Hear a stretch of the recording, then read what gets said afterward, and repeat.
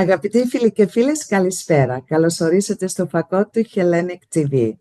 Σήμερα είναι μεγάλη μας χαρά και τιμή γιατί φιλοξενούμε τον βυρονιστή, συγγραφέα και συλλέκτη Geoffrey Bond, με τον οποίο θα μιλήσουμε για το τελευταίο του βιβλίο Byron's Manor, Birthplace of His Poetry. Καλησπέρα, Geoffrey. Good evening. Καλησπέρα, nice to see you. Nice to see you again. Geoffrey, we are really happy and honored to have you today with us. And I would like to say that you had such a diverse and accomplished career spanning law, business, heritage, broadcasting, and writing. What initially inspired your passion for heritage and education, and how has this passion shaped your journey? Well, I grew up with heritage in a way, living in an old house, and my grandparents had an old house. So I was always very interested in history, although I read science, but I never lost my love of history and the Romantic poets. And amongst the Romantic poets, Coleridge, Keats, etc., by far I preferred the poet Byron, because he had much more interesting and adventurous life. And he became part of my heritage portfolio. And in my law practice, I did law that took me into the heritage world. So I became a member of a lot of big committees in London to do with heritage. I had a lot of heritage activities. And that's how my heritage work began and continued. And it's brought me friends all over the world and a huge amount of interest. But above all, I have been very fortunate to purchase 33 years ago this lovely house where Byron lived from 1803 to 1808 when he was at Harrow School and at Cambridge. And after all that time, is this how your passion started? Is it because you moved, or you had the passion already about Lord Byron? I had the interest. I don't know about passion. I had the interest, Vasula, before I bought this house. But buying the house, knowing Byron had lived here, that ignited my passion, if you like. And over the years, I've got more and more interested. I've read more and more widely. I suppose you could say I've specialized in Byron's poetry and his life. So how does it feel to live in Burgage Manor, where the great Philellen, a poet, lived there, and you are actually writing in the same room where he used to write?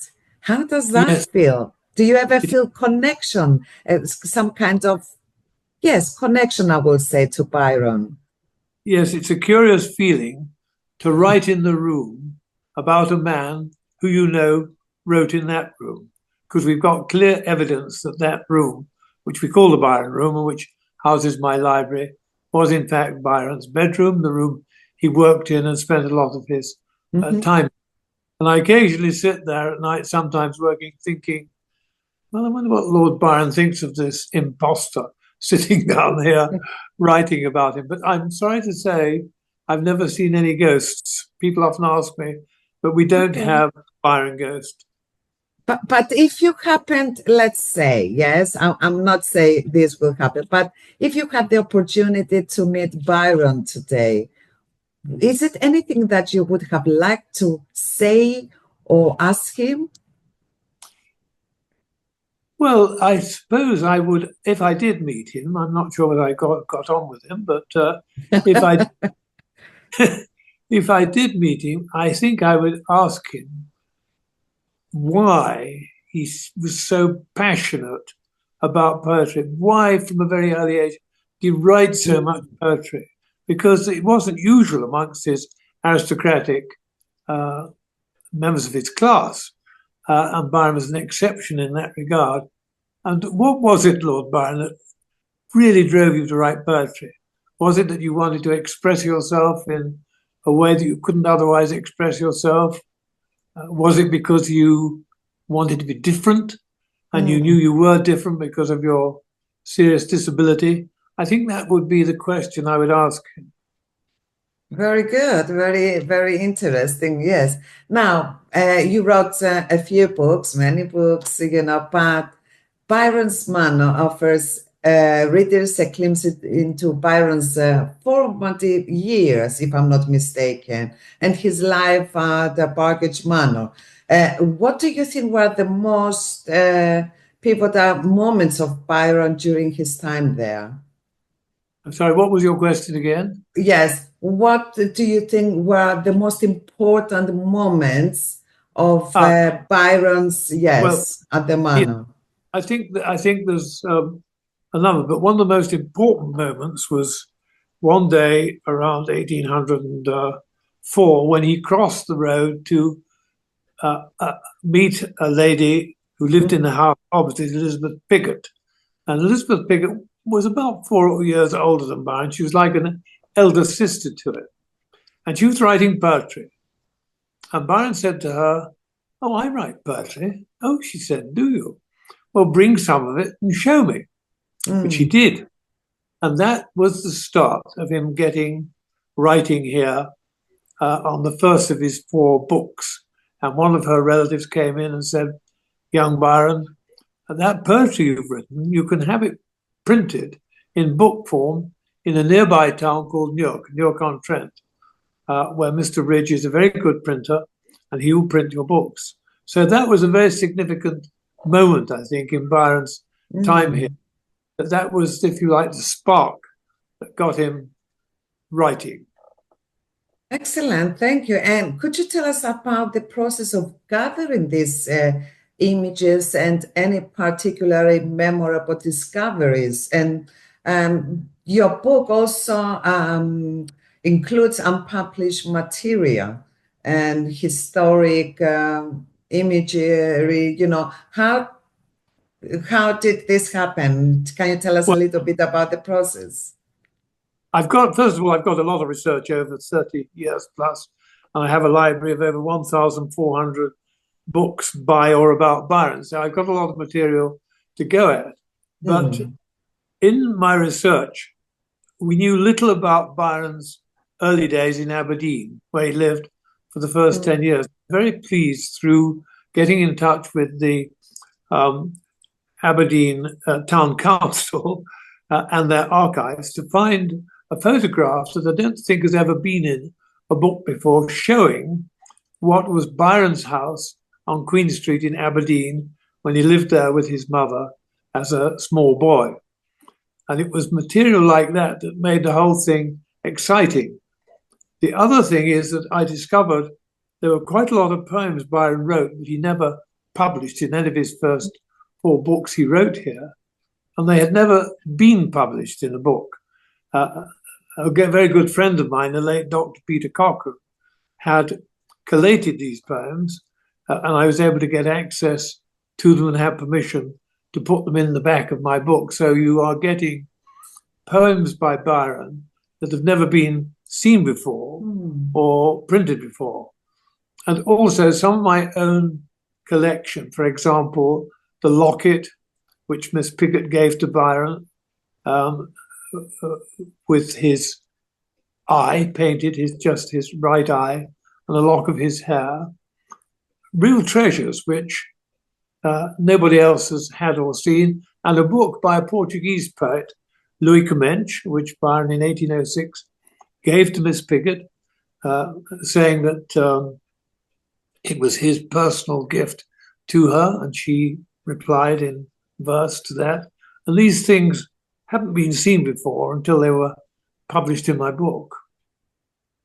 So why do you think Byron is often celebrated for his later works and personal, whereas you focus on his formative years?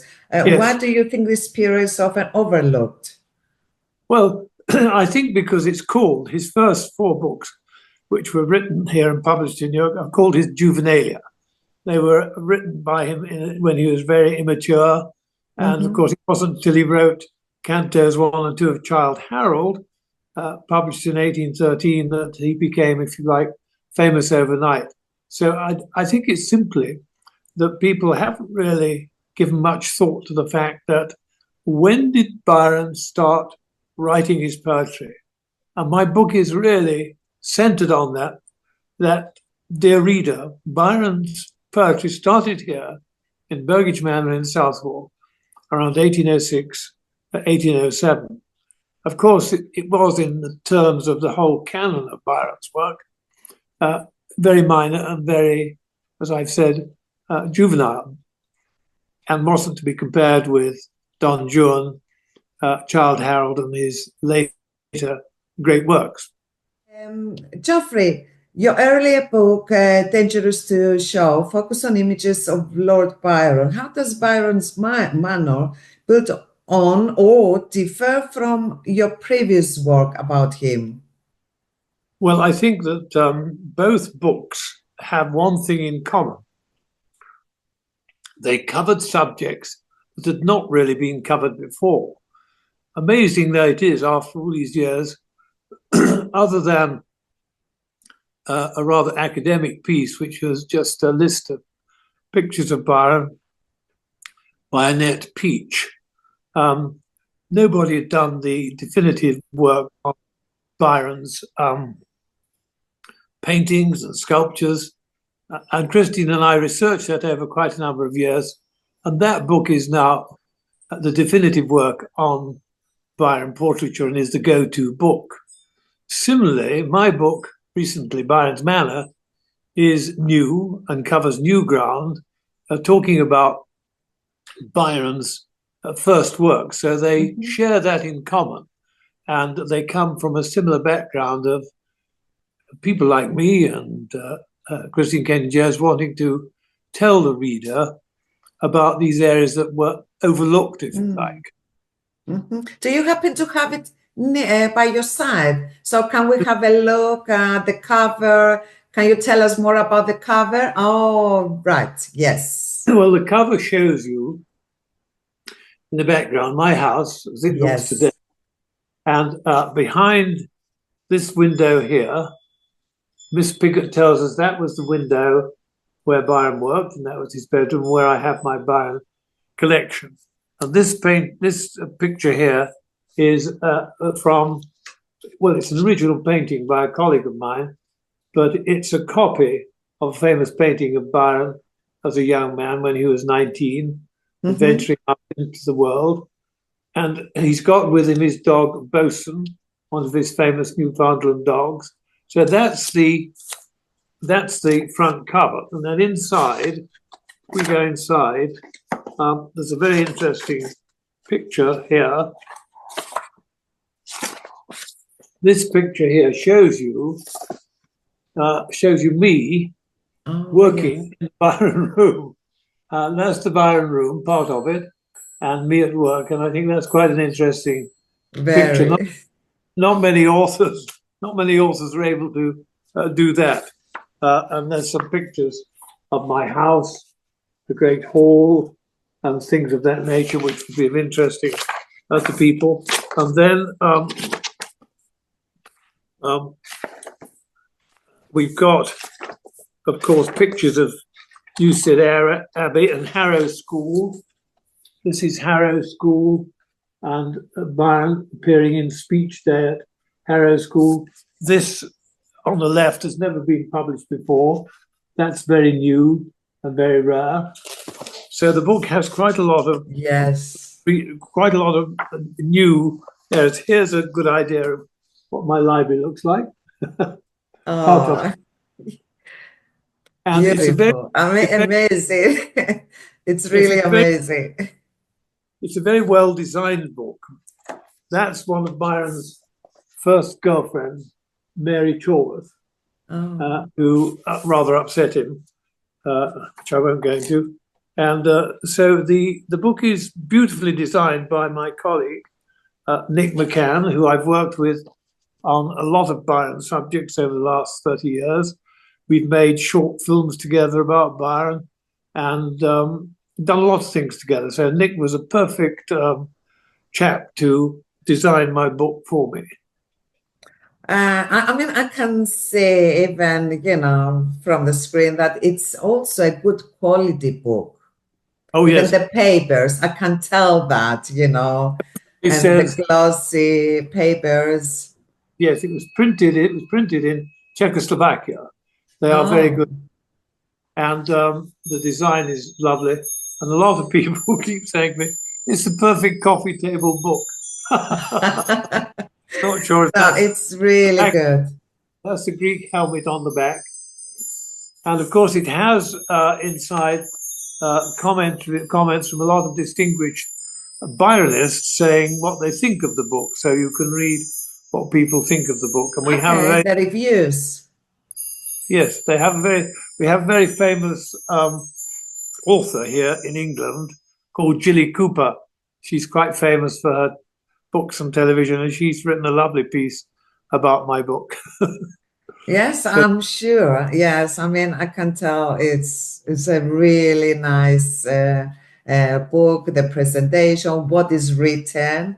And as you said, many things, you know, were written for first time. So it's Yes. excellent. Now, as longer time advocate for heritage and culture, how do you hope Byron Manor contributes to keeping Byron's legacy alive for new generations?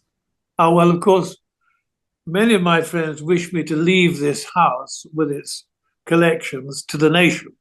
Okay. Oh. That's not a very easy thing to do. No, it's not. We have something called a national trust, which takes on houses for the nation and runs them right into the future. But for that to happen, the National Trust has to have what we call an endowment to go with the gift of the house. And an endowment for a house like this would probably be about £2 million. So what I am doing at the moment, based on this book, which is causing a lot of interest in this part of the country, I'm having meetings with people over the next weeks about promoting Byron much more than we have in the past. Because as I've said to the people of Nottinghamshire, you have had living amongst you in the early 19th century one of the most famous men in Europe of his day, as famous as Napoleon. And you should make much more of him, for example, as if nothing else, as a tourist attraction. And you should put him as an arrow in your tourist quiver. And so we are also going to try and find a place, a premises, which I've always wanted to do, which we can turn into a small Byron interpretation and show people about Byron and put some of my collections in and things of that nature, which would be very nice because we now have museums, of course, in Messalongi, in Newstead Abbey, and in on the east coast of Italy in Ravenna. So it would be very nice if we could have something here as well. And if I'm not mistaken, you would like to visit Messalongi. Oh, I have. Yes, I visited Messalongi before. Oh, you've been to Messalongi. Okay. I've swum in the lagoon. Oh, amazing. Messalongi about 15 years ago, and I've given Messalongi Museum objects and paintings because I support Rosa Flora in the museum. I think it's very good. I'd love to go back again, and it's just a matter of flying to Athens and getting that long journey from Athens out to Messalongi. But I think it's a lovely museum, and Rosa and her friends have made a wonderful job of it. And of course, you may not have seen it, but the new museum in Ravenna, which is in the house that was the Palazzo Guiccioli, in which Byron's last mistress lived, is also very attractive and very, very interesting. Mm-hmm. And now I'm tempting, you know, I'm aiming to also go to Messalongi because I haven't been, and after listening to what you told us today and just now, definitely I would like to, and I have an invitation from Rosa as well, so. You must go. You must yes, go. I must go. So your book, where can we find it, Messalongi. Your book. Oh, my book, sorry. Yes, my book. okay. You're right. We are talking about Messalongi. My book is available on Amazon. So if you go on to Amazon and type in Byron's Manor, my book will come up and it's available for purchase there. And you'll find all the details about it. Fantastic. Anything you would like to add? And now, you're such an interesting person. You have a great knowledge, and you've been on BBC as well. And I'd like to ask you 100 questions, but it's impossible. So I will give you the opportunity to say what you wish before. I'm hoping this book will help to increase the good relations between this country and Greece. I hope it will help to perhaps in one way or another let us get over Byron's poem, The Curse of Minerva. Do you know that poem? No. Oh, well, The Curse Please of Minerva. Tell me more. The Curse of Minerva, Byron wrote when he criticised heavily Lord Elgin, who was a British aristocrat who took the Parthenon marbles back to London. Okay. So we hope for a diplomatic and peaceful solution to that. And I hope we can build up scholarship and education with young people between Greece and our own country. I think it's very good for diplomatic relations, having cultural connections. And if I can do anything to help in that way, I will do so. Thank you so much. Thank you, Geoffrey. It was a real pleasure having you with us, and we wish you all the best with your book. I'm sure many would love to have it in the library, But if anybody has any trouble getting it, they just get in touch with me, or any queries from our conversation today, do get in touch with me. I've thoroughly enjoyed talking with you and speaking with you. Thank you. And what is your website, Geoffrey? My website is Geoffrey Bond, that's Geoffrey, GeoffreyBondBooks.com. GeoffreyBondBooks.com is my website. So as I say, I hope we meet again and have... I hope so too. It'll be a real pleasure. And thank you. It was a pleasure meeting you. Thank you for having us. It was a memorable, evening. Thank you so much. Very good. Thank you. Thank you for your time. Thank you. Αγαπητοί φίλοι και φίλες, εμείς θα τα πούμε και πάλι πολύ σύντομα με ένα καινούριο φιλοξενούμενο και ένα καινούριο θέμα. Καλό βράδυ.